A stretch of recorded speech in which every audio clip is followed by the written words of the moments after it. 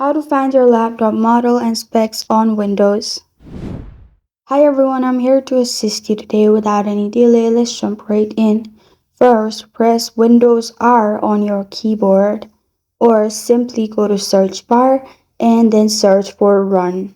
You'll find this kind of screen pop up. In here, simply type in msinfo32. Then press on Enter.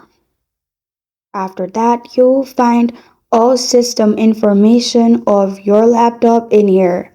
You can simply scroll down and you will find laptop model. Laptop model is in here. As you can see, there's system model. That is your laptop model.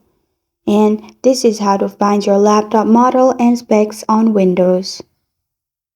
Thank you for joining me today. If this video helps you out, please leave a like and subscribe for more. Got a question or want to suggest a topic? Comment below. Thank you for watching.